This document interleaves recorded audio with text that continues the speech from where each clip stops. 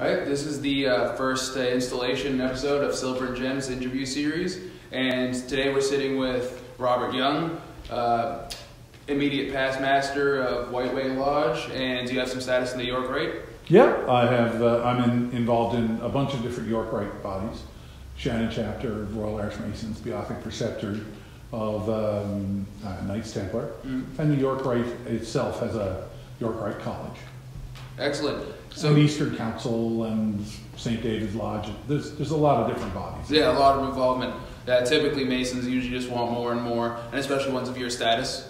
Well, you know, I think everybody. I don't think anybody doesn't want to learn more. I think everybody at some point says, "Gee, you know, there's obviously a lot to this. I'd like to get more ideas of, you know, what it's all about." Definitely. And so now us getting to that, what is it exactly that you do? But not just Masonically, but also in your private life, recreationally, not private, you know, but in your recreational and professional life. Professionally, I'm a professional photographer. I have been for more than 30 years. My wife and I, Lynn, operate a company called Celebrity Photo Studio. We're down in the TD Place downtown. We do a lot of business portraits, connections in corporate and industrial photography. And, you know, I like aerial and drone work, and I've done all kinds of different things.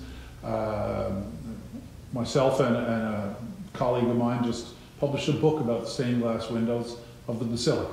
Oh, I never heard about that.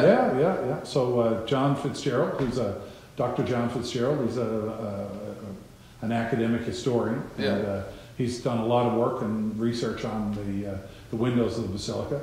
And right now we're doing a lot of background research on a couple of the other churches in what they call the ecclesiastic precinct, or the downtown sort of core of church buildings, which includes the old Masonic temple. Yes, it does. There's incredible buildings just in that little block, that That's area. Right. No, it's great. Yeah. So I'm thinking of going to the Basilica service on Sunday, so I'm gonna have to look into that a bit more. So the book is available in the gift shop in the back of the Basilica. Okay, yeah. And John is usually there promoting it. Really? So, yeah. Oh, that's awesome. Well, I'll definitely check that out. Yeah.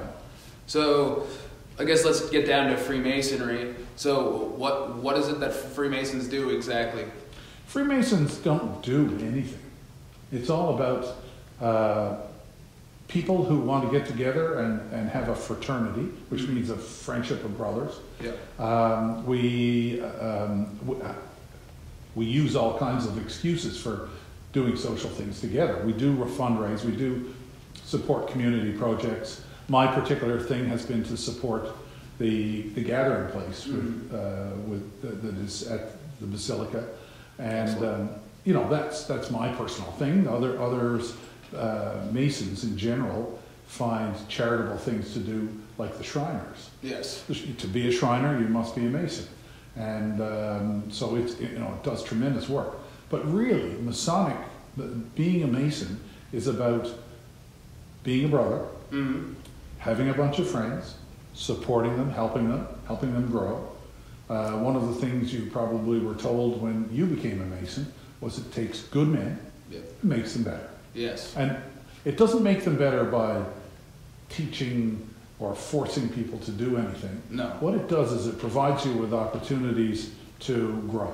Yes. To talk to other people, to learn leadership skills, to learn communication skills, to learn social skills, to learn things that make you more comfortable in our society and make Masons in general useful to the overall society.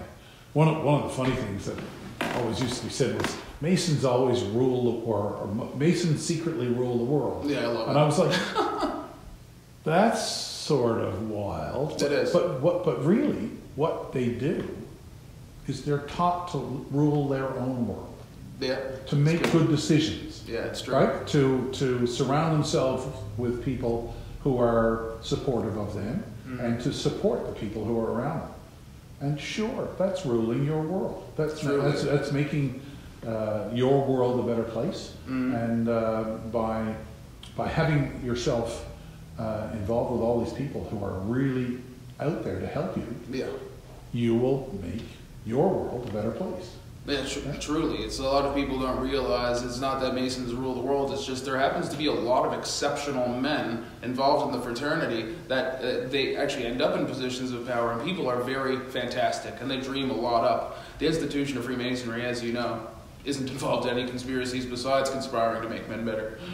Yeah, and create these funny stories that people always wonder what it's all about. Legitimately. I like It's an inside joke. Yeah, it's an inside joke. It's, there's a lot of intrigue about it. Here in this lodge, this is Newfoundland, where the newest Grand Lodge in the British system or English system of Freemasonry, and the original first Grand Master of the Grand Lodge of Newfoundland, Labrador. His picture's up on the wall here. Yeah. He's alive. He goes to our meetings. A lot of Freemasonry around the world are 200- and 300-year-old organizations. Mm-hmm. Well, you know, the Grand Master, first Grand Master of some of these Grand Lodges. Long gone. Yeah. But we're surrounded by the people who made this, and it's a very rich culture in Newfoundland. It is. And when you bring together the historical culture of Freemasonry, it makes for a really interesting sort of quagmire where people can get to meet people who are really making a difference in our society right day to day. Yeah, it certainly does. No, because I definitely found it very appealing, especially visiting just the Masonic temple. It's beautiful, and it's like an interesting situation, especially with how recent it is. Yes. So why are we so secretive as an institution, or so secretive? Because I don't necessarily believe that we have a lot of secrets, and I think they're tasteful. Why do we have those? I think you will agree, as a young, technical, understanding person, you can go into Google, and absolutely everything we have ever done in any meeting, you can find it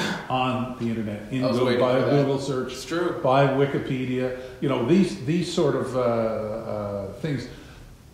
We have secrets. But they're only secrets between you and I. Yeah. They're an opportunity for you to learn something and keep it a secret. But the corporate execs have more secrets than us. Oh, absolutely. It's only the most tasteful little small things that don't even matter to anyone besides us. It literally is for us and our own development. Yeah, I think for us to understand what's important to somebody and be able to hold that knowledge for just between those two people, yes, that's a tremendous thing. You know, I think in this world right now, the little secrets that we have, in fact, might be one of the most important things about the learning process that we as individuals have. Certainly. Because we're surrounded by Instagram and posts about this, that, and the other thing, and Facebook posts and people criticizing and telling stories and reporting this, that, and the other thing. And I think we're surrounded by people who are telling everybody everything about everybody. Yeah. And this is a little organization where we're actually maybe teaching each other, there are things that you need to help protect for people. Definitely. Keep some things protected so that it doesn't become generally public. Mm-hmm. And we're not always going to run and tell everyone about what we're improving in ourselves. No, exactly. And it's stages. You try to improve your public speaking. Mm-hmm. We have great opportunities in Freemasonry to stand up and speak publicly. As a photographer, a wedding photographer in particular, I take a great pride in organizing big groups and talking to people, and sometimes it's like trying to herd cats, but you become comfortable at speaking publicly. Yeah. As a photographer, I get to go to a lot of events and organize people, whether it's Brian Mulrooney's cabinet when they were here years ago for the Atlantic Accord signing. Oh yeah. You know, there's some significantly important people who are all in this room, and your job is to get them all looking at the camera and get them all lined up and have the tallest one in the center and the shorter ones on the sides. Yeah, I mean, that's your turf. Exactly. So, I was comfortable speaking to groups. In Freemasonry, my brother, who's a very confident person, yeah, but he's a truck driver.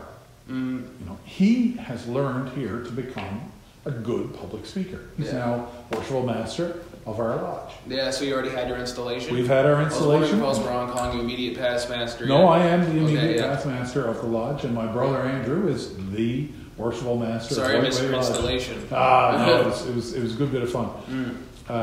And you know, there's a lot of traditions and history within Freemasons that we draw upon to mold situations that are creative for making people better speakers, better organized, planning things. You go through the various stages of the lodge. You start off, and your first job is to make the tea. Yeah. Right. You know, and you become part of the network of the lodge, and you build up your skill levels and your camaraderie within the group. Yeah. Which is what a fraternity has to be. You know, this is a treehouse. It's really, they're like a part. There's no girls allowed in this treehouse. It's like a meta initiation in it. So we have our initiations, but then there's other things that you just naturally become assimilated into. That's it does right. give you those social skills. Yeah, so you learn how to get organized. You know, you learn how to make the tea and you know, lay out the lodge, and we use the history that we have, and eventually you become one of the deacons, and you can be involved in the degree work. You've seen the degree a couple of times, and all of a sudden you can become the junior deacon and do your part in the entered apprentice degree, and the whole lodge is there supporting you. And you know, the person who's becoming an entered apprentice, the onus is not on them for anything. No. The onus is on us as a lodge to prepare all the different stages of the lodge to bring somebody in and have them become an entered apprentice. Yeah. The junior deacon, that's his first opportunity to start doing ritual and to do stuff where he can be part of the lodge and be part of the 6,000-year-old history of helping an entered apprentice join the lodge. Yeah. You know, then you become the senior deacon, then you become the junior warden, and you learn all about organizing events and all that sort of stuff. There's a lot of pressure, but the one thing everybody learns is the whole lodge is there supporting you. Yeah. And by the time you go to the senior warden's position and you're organizing events, you're the direct second in charge of the lodge. Mm-hmm. The master of the lodge knows that his responsibility is just to let everybody do their job. Yep. And when we started, it was like, oh my goodness, this is going to be a terribly difficult thing to do. I'm not a leader, I'm not a public speaker, I'm not an organizer, I can't cook, I can't, you know, and all of a sudden you're up in the chair here and you are organizing it all. You're speaking. There's a process to bring you through all those steps. Yep. And then, lo and behold, you get in my position and you're the immediate past master. In other words, you've gone all the way through. And at that point, you realize how little you really know. And you know how much. Oh, absolutely. You'll be, every time you talk to somebody who's been a master of their lodge twice, they'll say they didn't know anything in the first time they went through. Yeah. It wasn't until they went through and became master second time that they understood anything about the I've whole. heard that. Yeah, and That's what illustrates it, I guess. Absolutely. So Are you going to hold the phone? Yeah. Go on. So the process of us creating a better man is not us creating a better man. It's us providing an opportunity for you to become whatever you're going to be. Yeah. Right? It's true. And you're very different than me. Mm-hmm.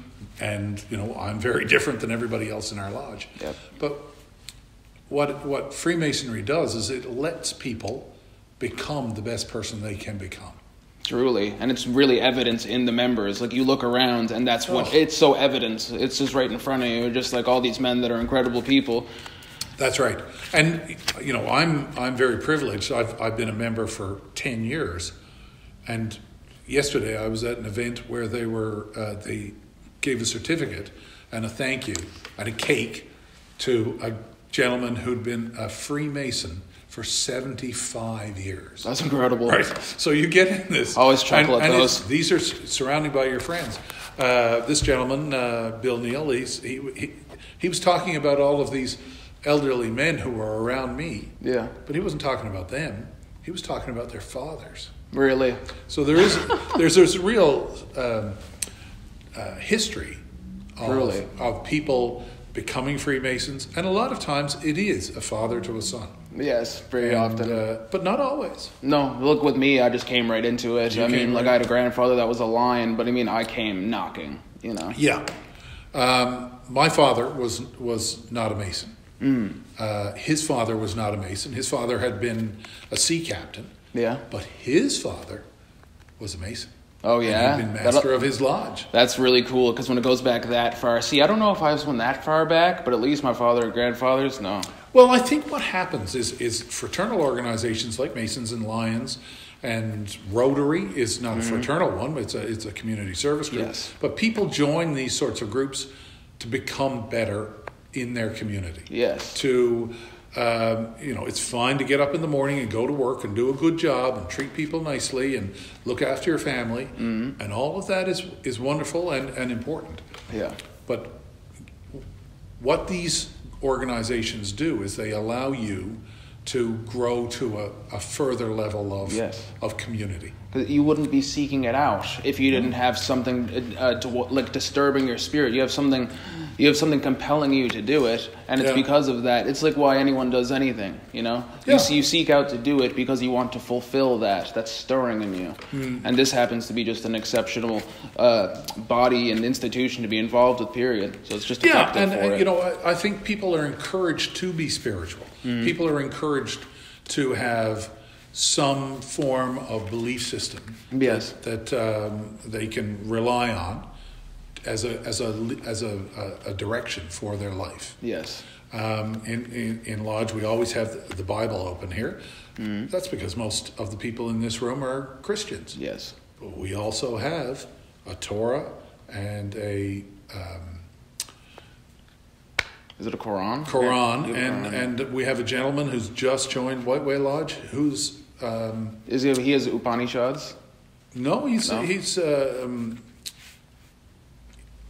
Buddhist. Yes. So there's right. Dharma wheel, I think is the term of the and this device is what he reflects on for his spirituality. Yeah.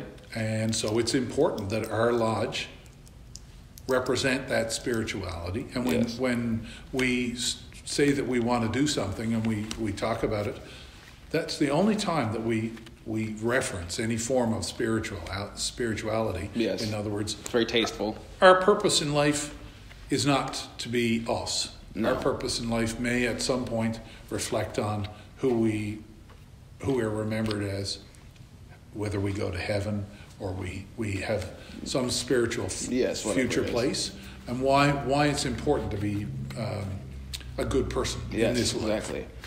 And there are some spiritual groups, religions that have a belief that at the end we are nothing but the dust that we came from in the beginning. Yes, it's true. But our spirit, our life force carries on somewhere else. Yes.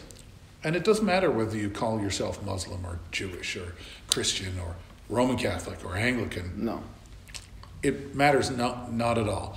In this lodge we have many people of different Christian religions. One practicing Jewish gentleman, one practicing Muslim gentleman, and one practicing Buddhist gentleman. Yes. So we represent all of them on our altar when we're having a meeting. Yep. But we also really focus on the individual person, what they're like, what they want out of life, how they're growing, what their weaknesses are, and what their strengths are, and we keep it a secret what their weaknesses are. Of course. That's a secret we keep. Yep. What their strengths are, we try to help them build that up. And it's not about us, it's about them. So you'll find in joining a lodge that you become a friend of these people for your life. And they're there to do nothing but help you. Yes, it's very much so a solitary work, but assisted through a collective of us that are seeking out improving our conduct and character. It's like we're a collective seeking out a solitary attainment, spiritually, mentally, with our character, all put together. In Newfoundland right now, there's probably 3,000 or 4,000 Masons. Yes. In the 1930s, there were probably 15,000. Yeah. But it's not because there's a diminishing need, is people haven't been getting the sort of reaction from their life that was expected. And we're seeing right now that the 3,000 or 4,000 Masons who are in Newfoundland are becoming, it's a growing thing. There's young men like yourself and people like my father who just passed away, but when he was 81 years old, he became a Mason. Yeah. And it was tremendous. Oh, that's interesting. Wow. Yeah.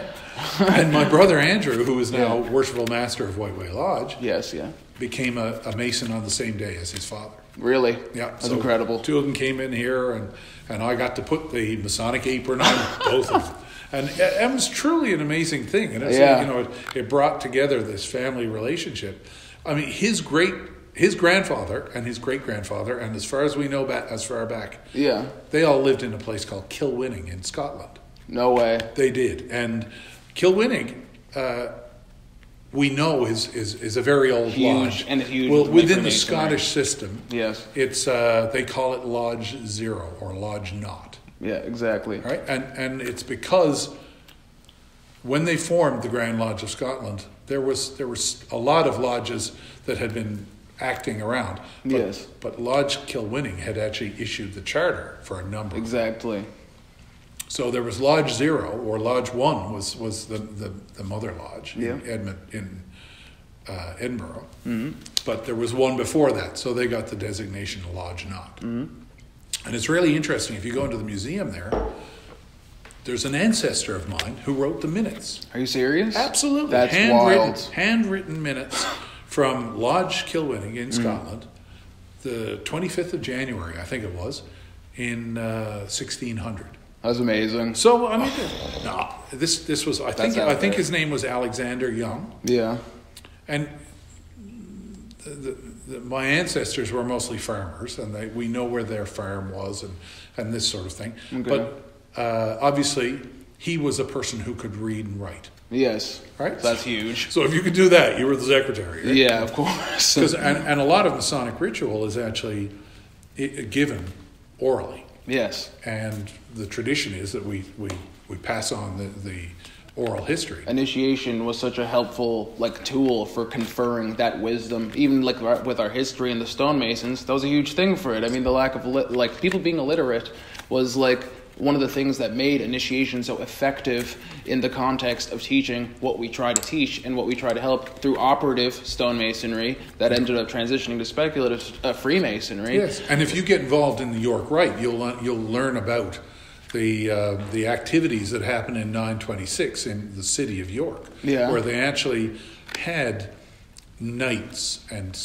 masons and the chivalric orders of the time come together to form fraternities that would eventually pass on this knowledge to the general public. That's amazing. Yeah. So it's all there. It's all historical. It passes on. There's a lot of things that we can't prove. There's a lot of things that are just oral history that comes down to us. It's a lot of Freemasonry. Yeah. About 926, you were starting to find documents that are showing up. But on your what year did you become initiated? First month of 2017. So on your certificate, your Grand Lodge of Newfoundland Labrador certificate, it will have the date 6017. Yeah, and that's because of Anno Lucis. For the audience, Anno Lucis is just Anno Domini after the light with 4,000 years. Yeah, it's year of light.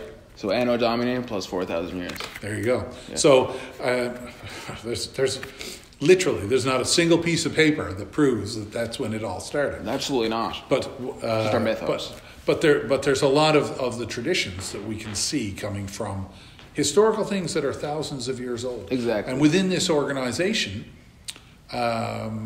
you get to learn about that. Yeah. It gets to be shown to you. It gets to be given to you as a tool that you can use in your life. Mm-hmm. And I find a lot of value in that. Yes. Yeah. So you would disagree with the idea that maybe the decline in the numbers of Masons, you wouldn't think that it's because Masonry has somehow become obsolete or an anachronism. It still helps men become better. So why do you think there's a decline in it right now? Is there a decline? Just like remember we were saying in the number of Masons in 1930s versus now. Oh, absolutely. A decline in that sense. What would you attribute that to? Well, men don't have time to do stuff. That's right huge. now. I'm renovating a new house. I have my own business. I'm very, very busy doing different things. People don't have the time in the evenings to go off to a Masonic meeting all the time. Fair. And if you've got a young family and you've got young children who are going to hockey and gymnastics and doing those sort of things, after school activities, you have to put your family before these sort of social things. It's true. We all agree to that. Yeah. And one of the very first things when you become an entered apprentice Freemason, the first symbolic tool that you're taught to use in planning your life is the 24-inch gauge. Yep. And the 24-inch gauge is there to help us understand that there is different parts of the day, and we're to use part for ourselves, part for our community, and part for and family, and part for the betterment of the world. Exactly, like measurement and allocation of time and energy and intent. Part used to work on your spirituality, part to work on your career, part to work on your family. Yeah, just measuring out our work.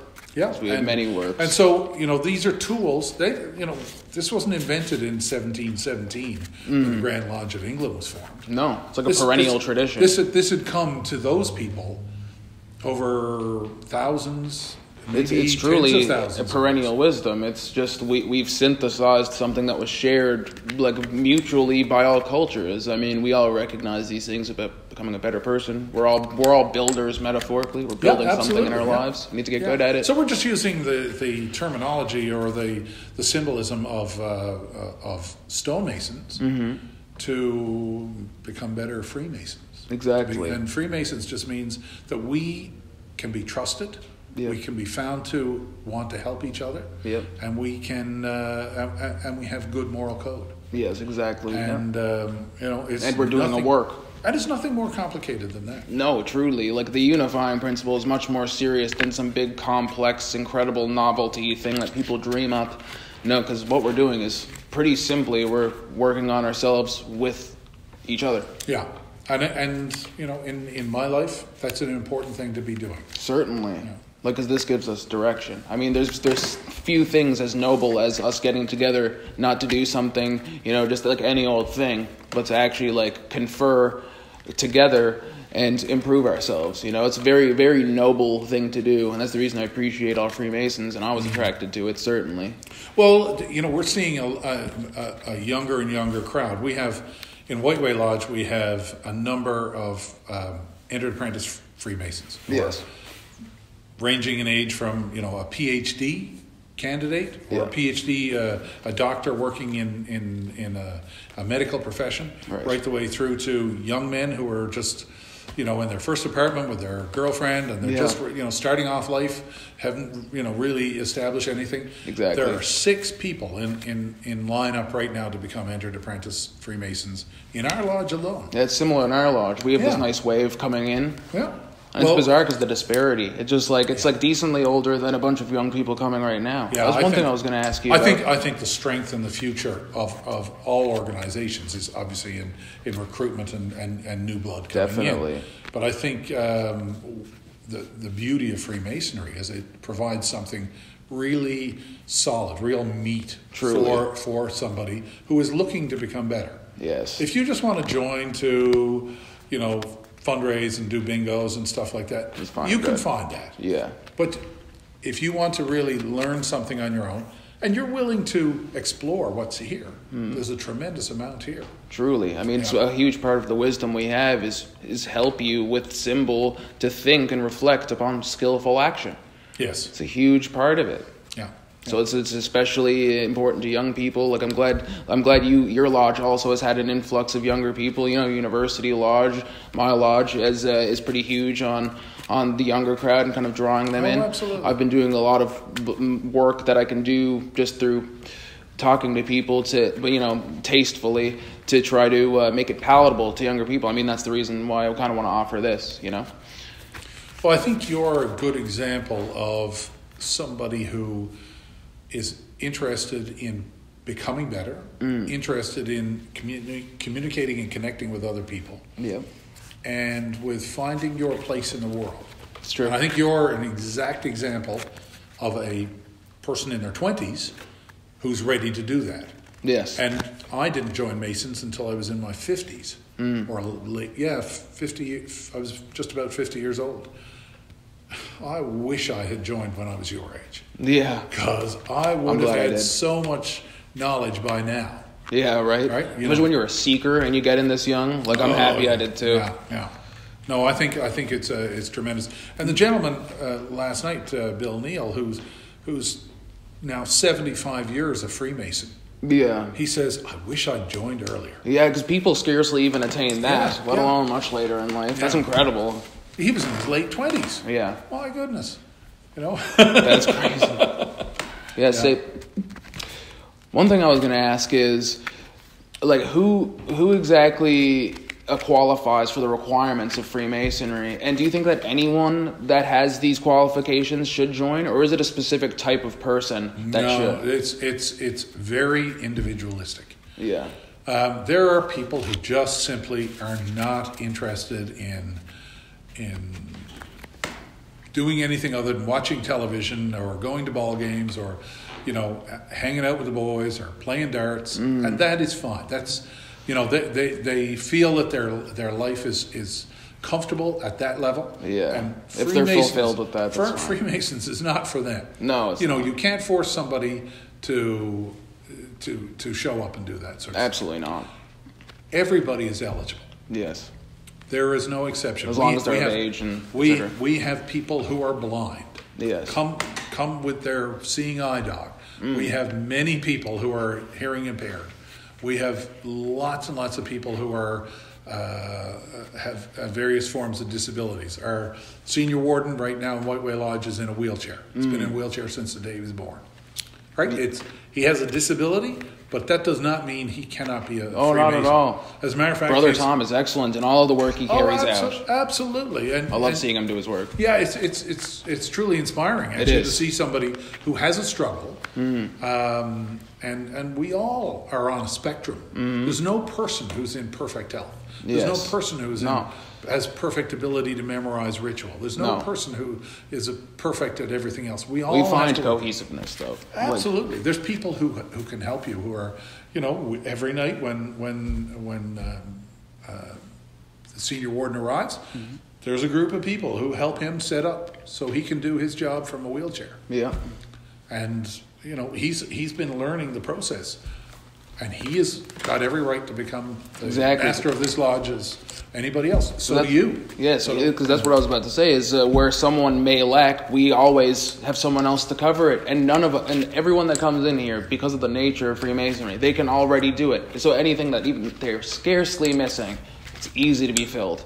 Easy. And we gladly oblige. Yeah, and I think after a little while, everybody learns that the whole lodge is there supporting you. Yes. This is what it's all about. Yep. And and learning the rituals or the history or the historical way things are done, or little tidbits about the building or the orientation of the building, or the people sitting in the east or sitting in the west or sitting in the south. All of that occurs for a reason. And it's not really obvious when you join. There's a whole room full of people who are going to help you grow to understand Yes. what that all means. People may be shy at first, not realizing that actually is our nature. I mean, no one's looking at you and saying anything behind your back, No, unless it's saying like, oh, that they're proud of you or something like that, or maybe some nice fraternal chirping. Besides that, we all love each other, And, really. and want to support each other. Yes. Yeah. And I think you can find that in other organizations, but I think this is the longest historically productive group that has traditionally gotten together to support each other, and we've been doing it for 6,000 years at least. Yes.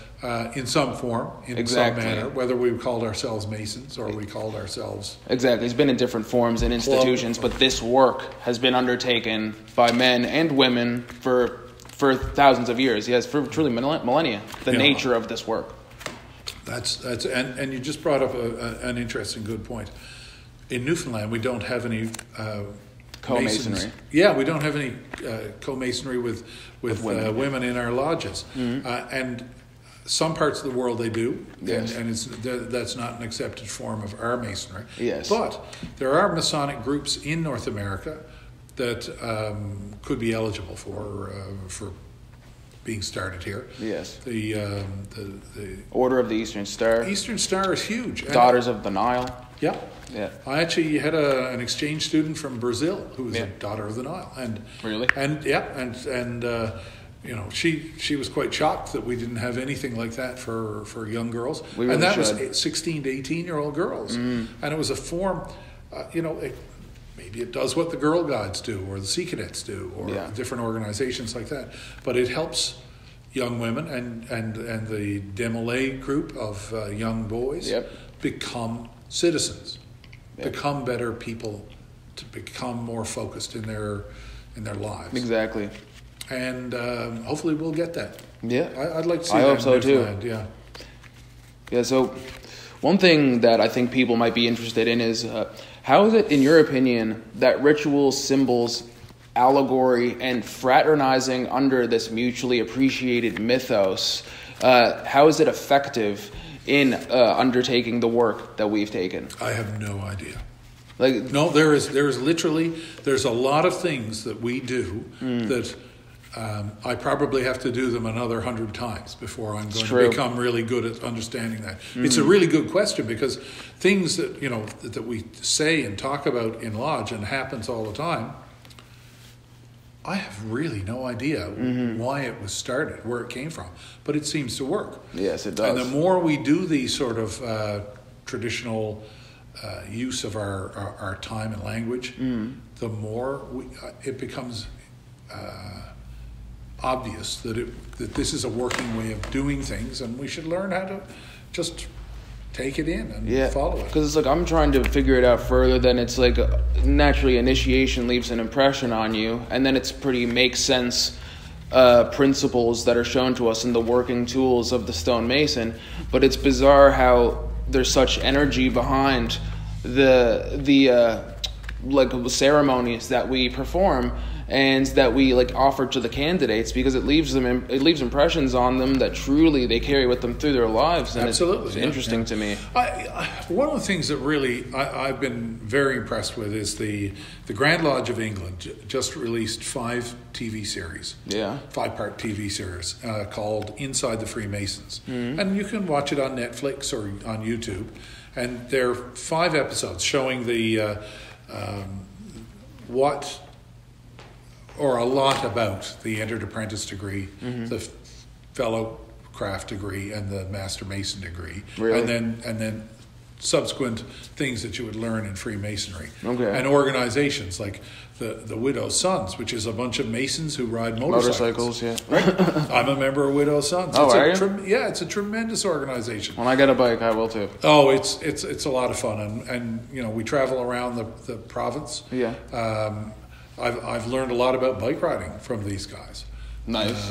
But I've also, had that fellowship of just being with a group of people who are like-minded, who are coming from a similar background.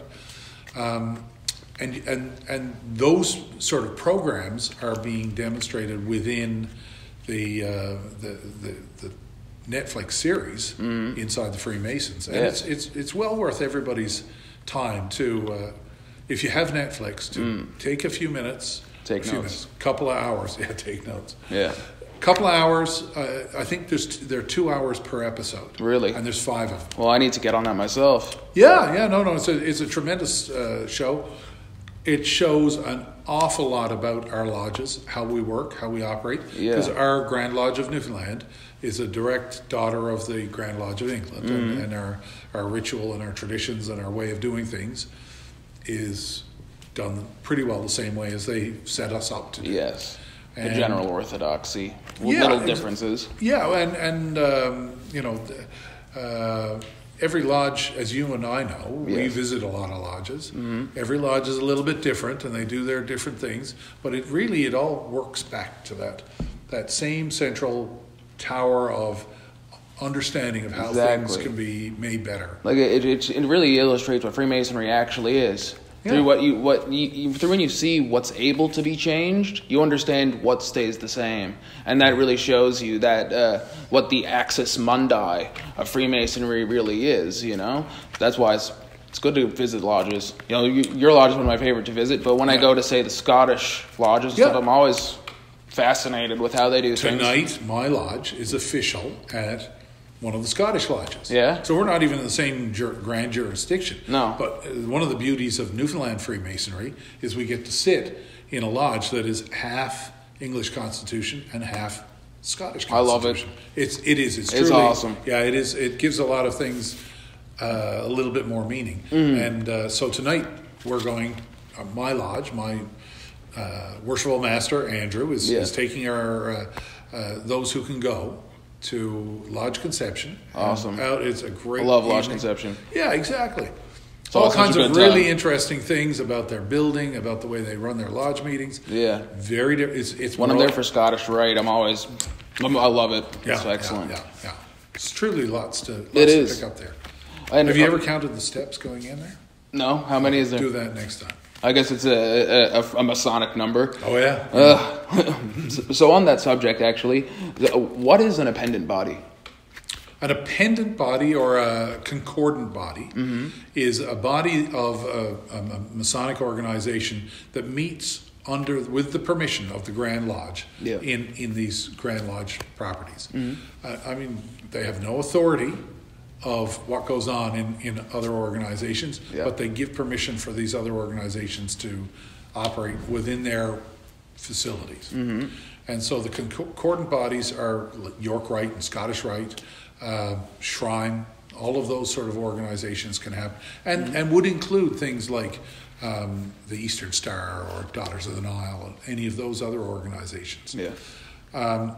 And all of that, they are the bodies that give us more added understanding. We get to hear more ritual, hear more traditional stuff, and lots of people are Masons and never do anything other than join their original Blue Lodge, do their 3 degrees, and then that's the culmination of their career. And there's no Mason who is higher than them. No, Master Mason is the highest. The Grand Lodge sort of. Oh yeah, exactly. But Master Mason is the highest. Exactly. Yeah. But all these other bodies just give a Master Mason more learning, more light, more ideas, more examples of how they can better improve their life. And is that why you think people join appendant bodies, just for if they have time, just it's to extend the Masonic light per se? I think so. For me, it was really intriguing to see guys who I was sitting in lodge were all coming out and meeting for another body. So these are my friends. I was really intrigued. I wanted to see what this was all about. Same with me in Scottish Rite. The night I got my Master Mason's degree and became a full-blown Master Mason, I was given an application to join Shannon's chapter. Now, I'm a big believer that you should probably get to see the group operating for a little while. I think I went way too fast through these other bodies. Yeah. But that being said, I was surrounded by my friends, and it was another night I was out with my friends. Yes, it's the same thing with me in Scottish Rite. I even hold the same belief that it's just that people should really acquaint themselves with Blue Lodge. Yeah. But since I just had the time on my hands and I could still be developing my knowledge of Blue Lodge, I just figured that since I had the time, I should just continue being conferred degrees through Scottish Rite, and I did not regret it. But I do share. I also believe that people should really take in Blue Lodge because it's the core mythos. Boys and girls, Blue Lodge is the main lodge. Yes, your main Blue Lodge is the first 3 degrees. That's the fundamental mythos of Freemasonry. That's right. And then the other lodges meet often in another room, although we do travel back and forth. Yes. And sometimes it is called the Red Room, this being called the Blue Room. Yep. There's a beautiful red carpet. I don't know why it's called the Blue Room. Right? It's pretty much just as red as the Red Room. Yeah, but actually, the floor in there isn't red. It's blue, isn't it? No, it's... I can't even think of the floor right now. I always meet in the Red Room, and I can't even remember right now. Anyway, usually in Masonic buildings, there's two rooms. One is the main lodge room, called the Blue Room. Yeah. Is that like a standard? I don't know. In the Grand Lodge in England, in the main big Grand Lodge building, there are 23 different lodge rooms. Really? Oh yeah, some of them. I need to visit. It's a beautiful place to go see. Yeah. The largest room, I think it can hold 2,300 or 2,800 Masons at one time. Just the pictures are incredible. Yeah. And you'll see it. You'll see it in the Netflix videos. Yeah, like you would. I truly enjoyed going there. But there's little lodge rooms that are so any night. There's 20 or so lodges meeting in that building, and it's really pretty spectacular. It's very close to a subway line. Actually, there's really 2 subway lines, so people can get to it because there's no parking in London. Right? No, not at all. Right? So there's a lot of people come by taxi and bus and subway. Yes. And but it's truly spectacular to see all the varieties of the rooms, and you'll get to see a lot of that in the Netflix videos. They probably have more or less every body, not obviously not all of them, because there's a spectacular number of rites, like different rituals of Freemasonry. Right. But I'd say there's a lot that meet under that building. It doesn't have any of the Scottish lodges meeting there, as far as I know. But does it have any of the appendant bodies meeting there? Oh, lots of them. Because I figured that would be the case. Yeah, especially with that many rooms. Oh, absolutely. Yeah. And there's Masonic bodies of, if you're interested in the internet, you can join online groups. Yes. And exploring that. There's a lot of learning you can get from all over the world. And it's true. It's just a start to get in here. Yeah.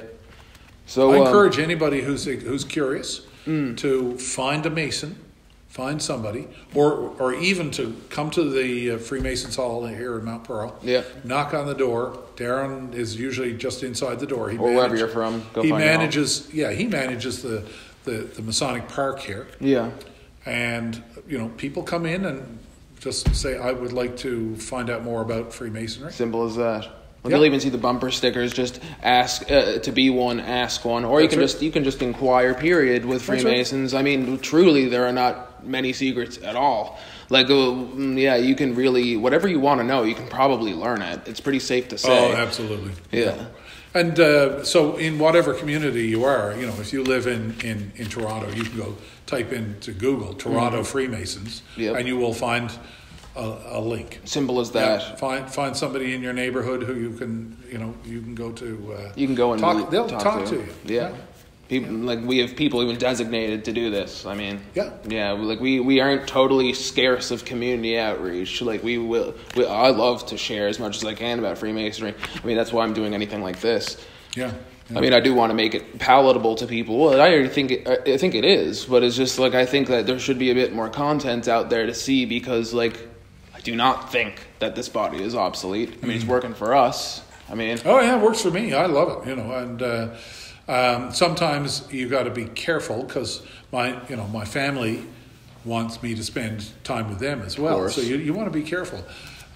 Today, my wife and I had a conversation about me spending more time working on the business and the renovations that I'm doing. Yeah. And less time. So tonight I'm going to a lodge meeting. Yeah. But I have to commit that tomorrow night I can't. Yeah. Too many that I got to spend time with my family. You do. I mean, that's like you said. I mean, one of the first lessons of Freemasonry is like, there's you apply the wisdom of the gauge right there. That's right. I mean, you got to allocate your time and energy properly for yourself and for everyone. I think people who don't have that learning curve, that tool, it's a struggle. Definitely. You know, whether you're in the dart league and you've got the kids who got to go to band, and then you got, your own employer wants you to do online training, and your wife wants you to fix the back step, and the world is allocation of time. It truly and is. You can choose to use it whatever way you want,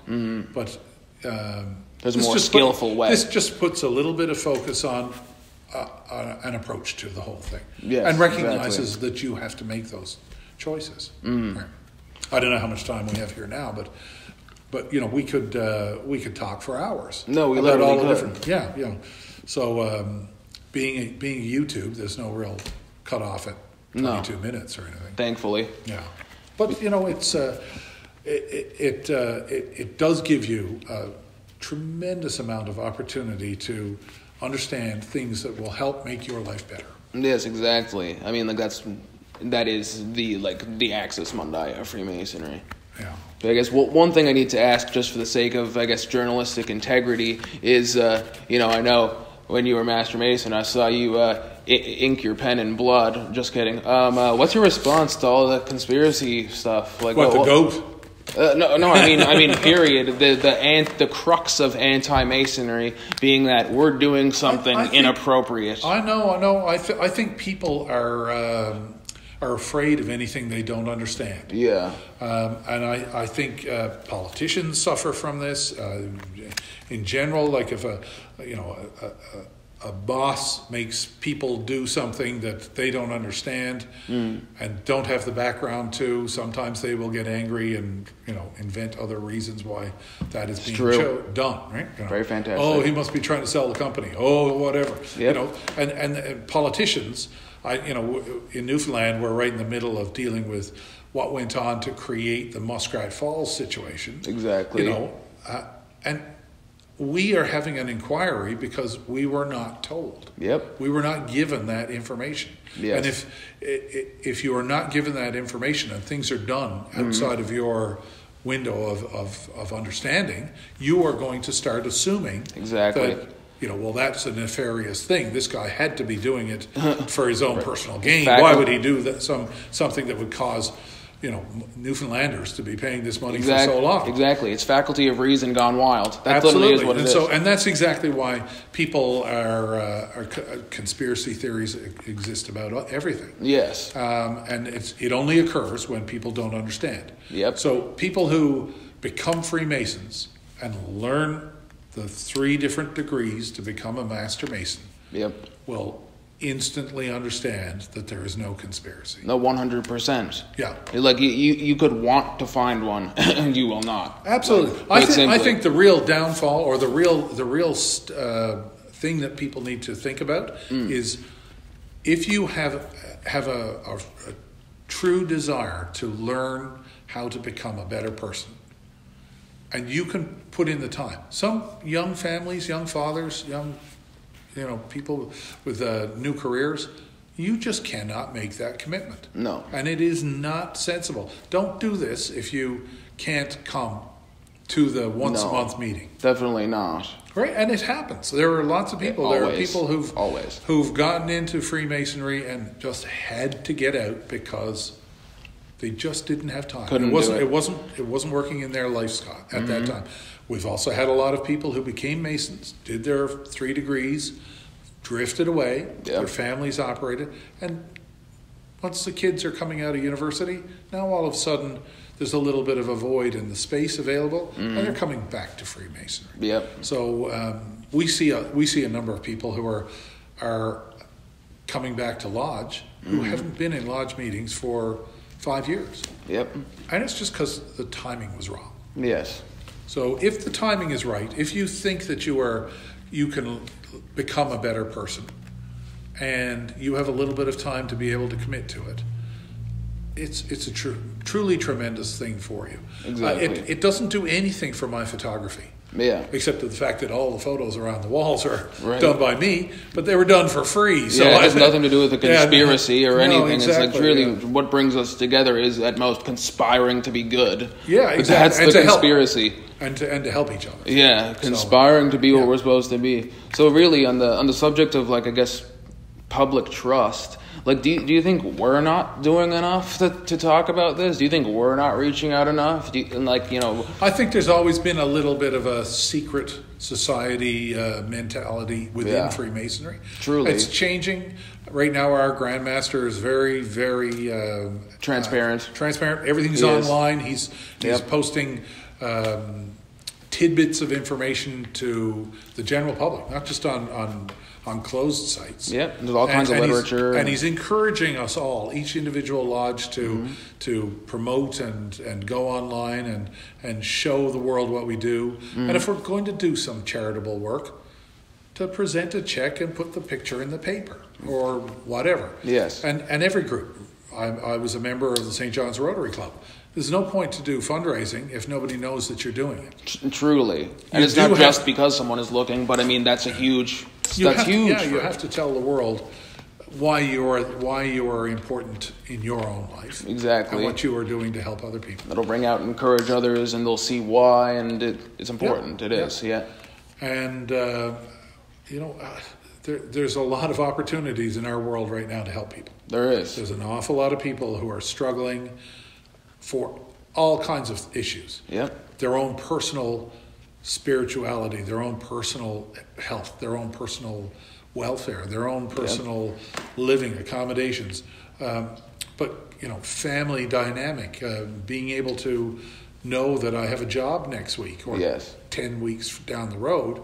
Can I afford to plan a vacation? Yeah. I can't really because I don't know if I'm going to have a job next year. Yeah, right? exactly. I got to save all my money. And to come into a group like this where you've got this network of people who are there to support you. Mm-hmm.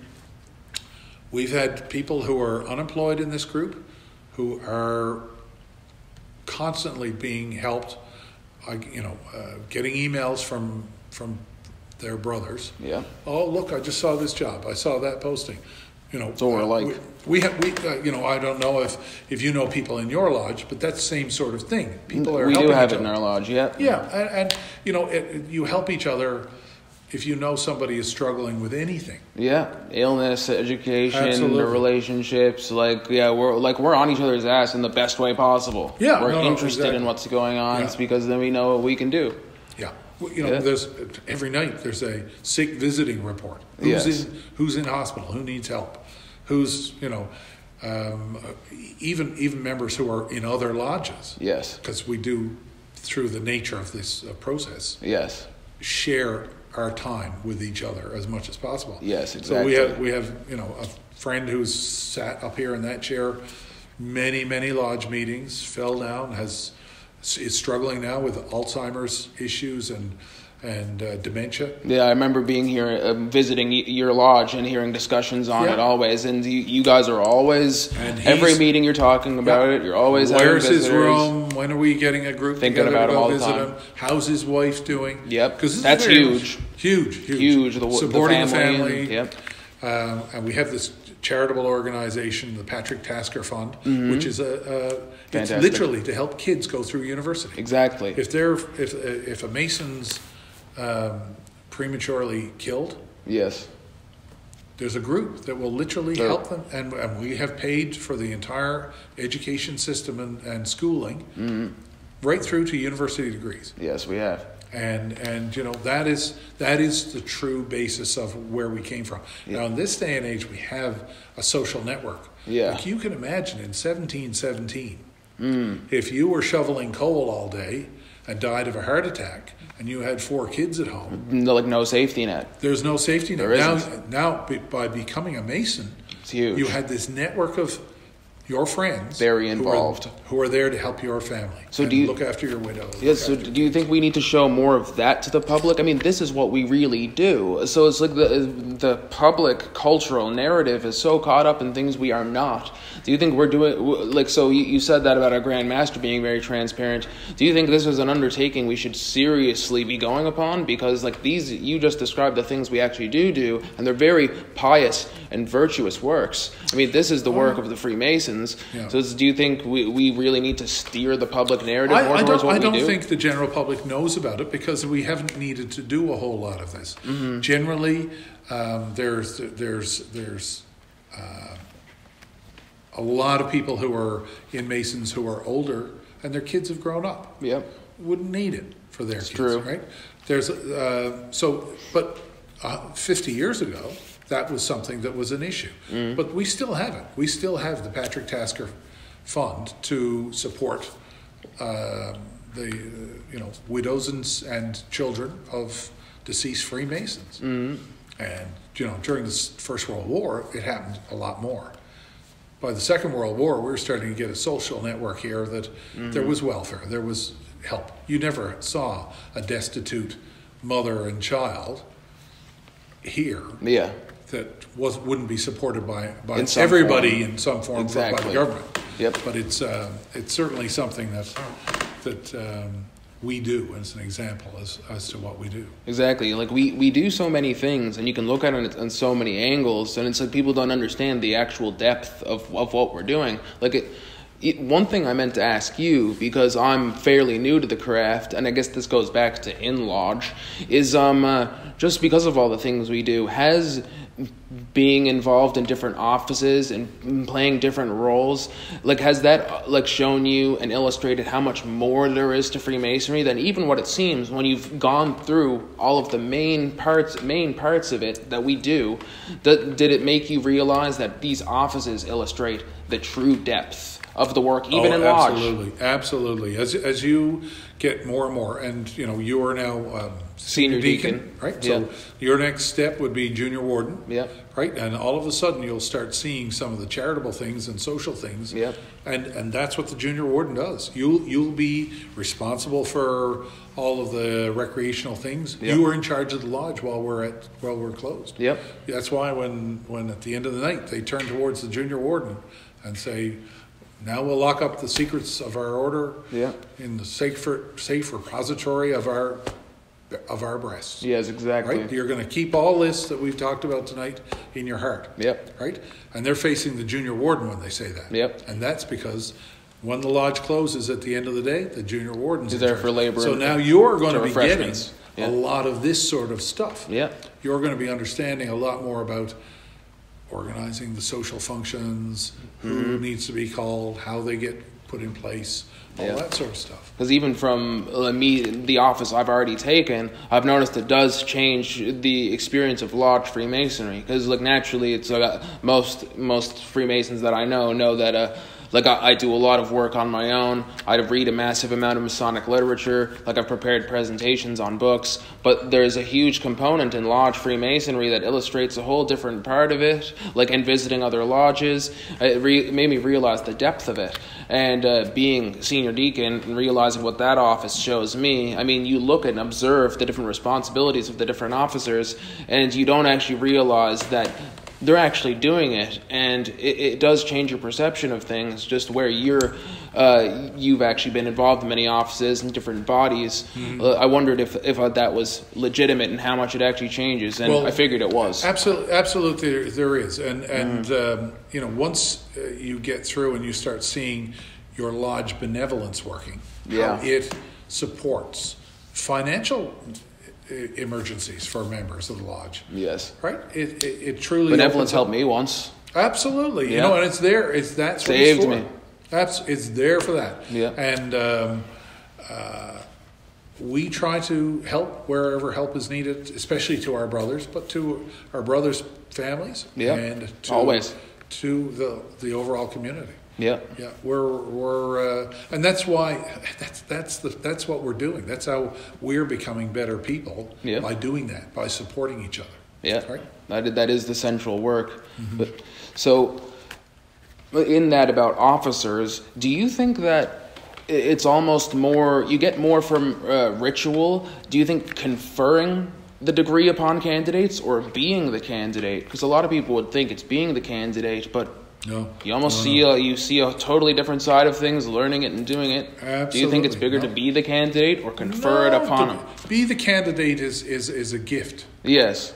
And it's the work. It's the work of the lodge. Yep. That is putting all of that there for the candidate. Yep. And we learn the ritual and present it to the candidates. Mm-hmm. You know. They don't even realize. No.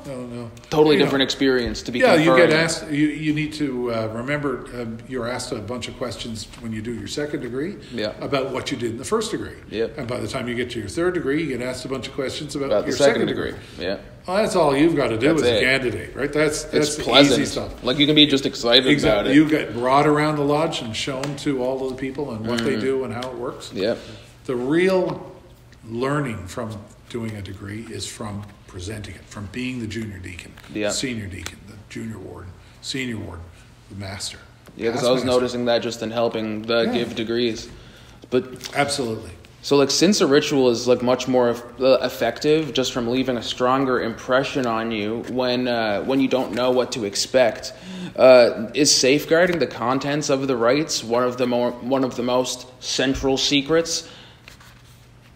I don't think so. I think that we generally understand that everything that is given in the rites is available online. And I have been here in lodge, thought, oh my goodness, I left my ritual at home. What is the closing remarks for the immediate past master? Yeah. You can just Google look it, it up. People don't online, realize. it's all there. Yeah, it's literally right there available for you. Yeah. So I guess in the sense that we at least can agree that it's important that people, if they're getting the degree, they shouldn't read ahead, just so that they have the most strong impression left on them possible. It is definitely good to not spoil it for yourself. Oh, absolutely. Definitely. The fun of all this, the tremendous benefit is to get it the way it's been delivered for thousands of years. Yeah, you're not supposed to know. You're brought in. You're given all of this ritual in steps, in a process, in a certain way, by people who have spent oodles of hours memorizing it, preparing it, trying to get it right, so that you are being given your entered apprentice, your fellow crafter, your master mason degree, the way it was given in 1717. That's the power of initiation. Oh, yeah. For the audience, initiation is much more effective in leaving an impression on you if you don't expect it, and the nature of initiation is to leave an impression on you. That is what makes initiation work. It leaves an impression on you, just like if you're being knighted by the queen. She doesn't just send you a letter saying you've been knighted, she knights you. It confers it upon you. Initiation leaves an impression on you. That's how it works. Yeah, having a very old lady hold a sword next to your neck is very impressionable. You feel more like a knight than if she sends you a little post-it note. Absolutely. Yeah, definitely. Yeah. You're down to one camera clip. Okay. And you're at like an hour 10. Okay, excellent. So, okay, yeah, no, we'll just get the main ones now because we could go for hours. I mean, it is simple. Absolutely. It is simple as that. Two of us talk. It's very interesting. Good stuff. So basically, I guess some of the main things that I just need to ask is, what advice would you give to someone that's thinking of joining Freemasonry, and what would you encourage them to do from here? Not just in joining. I mean, you can touch on that, but what would you encourage them to consider and do if they are considering joining the craft? If you are interested in becoming a Freemason, or just even asking the question, can I find somebody? I mean, let's face it. You want to find a group of people who are going to be your friends for forever. Yeah, they're going to be the people at your funeral. It's true. People don't realize that necessarily. Yeah, that is the case. And the great luxury for me is I've got thousands of people. I've got 4,000 friends on Facebook. But I've only got 50 who are going to be at my funeral. Yeah, it's true. Right? The rest are all going to go like or sad face or whatever. Exactly. But when it really comes down to it, I have 50 really close friends who 2 years ago the roof blew off our house. Yeah. 8 o'clock the next morning, this lodge full of guys showed up to help. Yeah, the brethren are going to be the ones that come and save you. You know, and thank goodness the insurance company sent a restoration company and all that sort of stuff.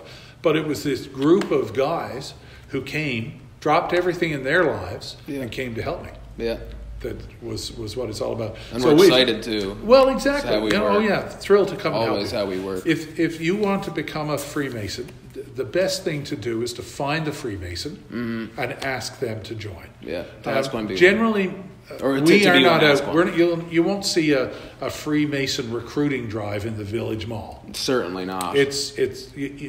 You have to ask. If you're interested, you can ask. Yeah. And you can, at the end of a meeting, say, that's not for me. Yep. Or, I'd like to learn more. Maybe I don't want to go through initiation yet, but, do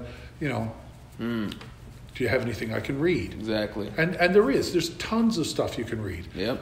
Remember, one gentleman in my lodge who's been very influential on my career in Freemasons, John Warren. He suggested to me in the very first. Absolutely, he's in your lodge as well. Yes. John said to me, he gave me a book to read about the Knights Templar. Really? In the sort of very first few weeks, I was driving John to lodge one night, and he said, "Be careful when you're reading stuff. Yeah. There's tons of information out there about Freemasons. Yes. A lot of it has been written to give you enlightenment, to tell you what it's about, to help you understand what it's all about. Yeah. There's also a lot of stuff which is out there to deceive. Truly.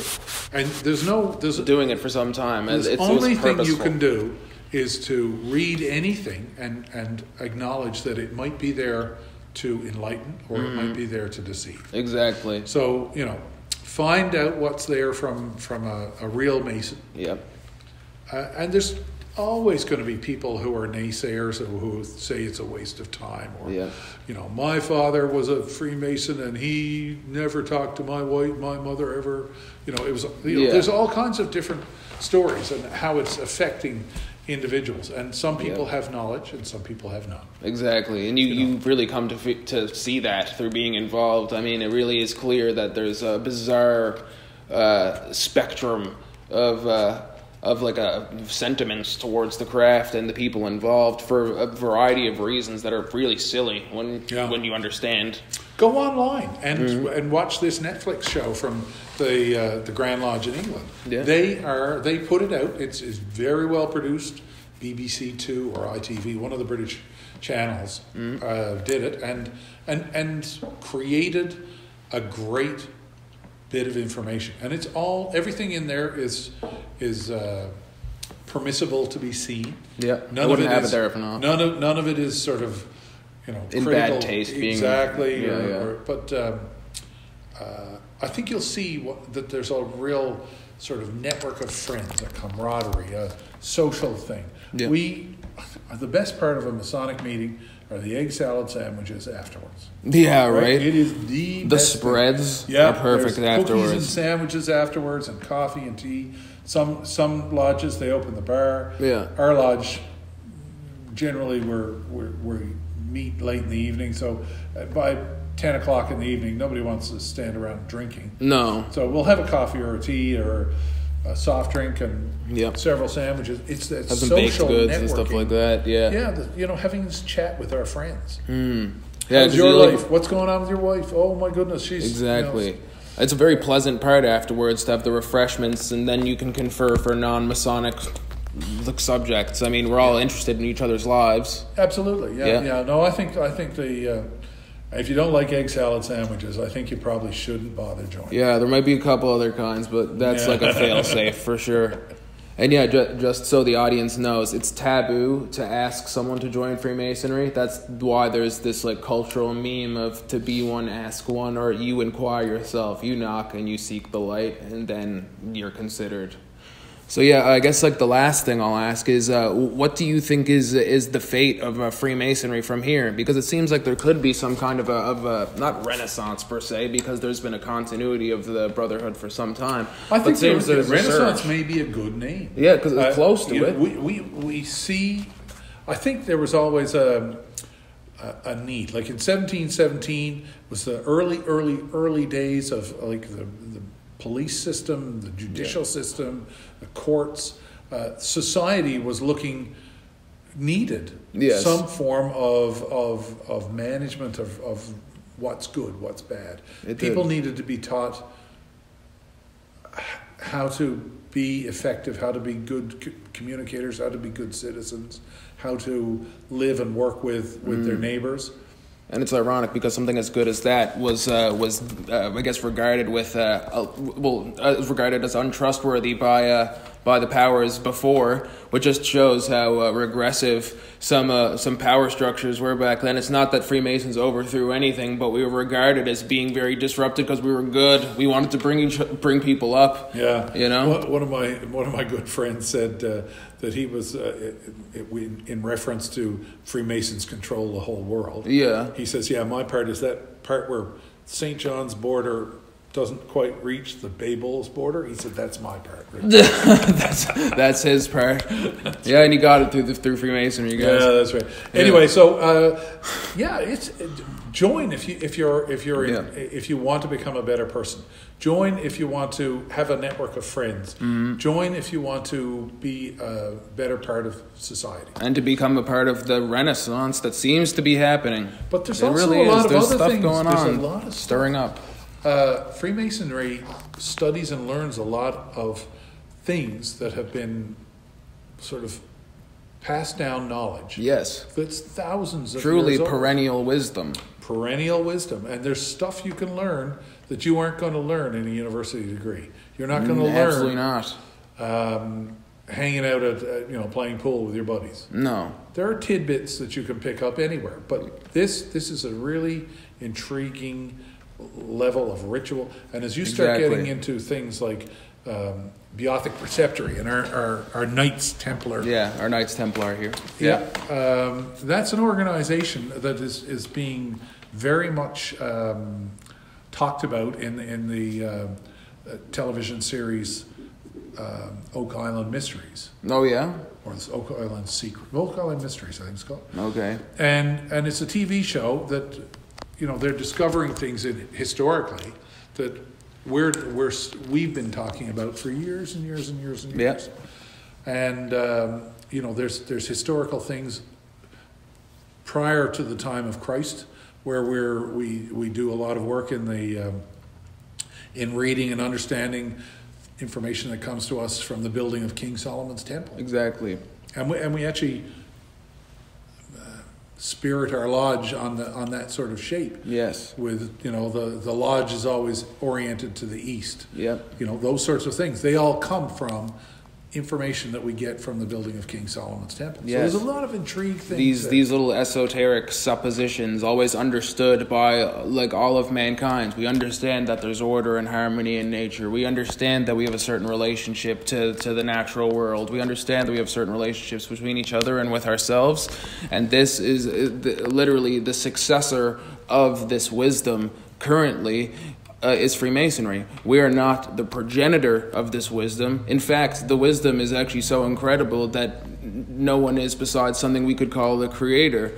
And exactly. Whatever laid the foundation of the world is what made it so that men and women alike would naturally come to see these natural principles that we focus on in the craft and have been addressed and considered by different cultures and other traditions throughout the world since time immemorial. In universal questions. Literally. Yeah. We're always seeking more light. Exactly. Yeah.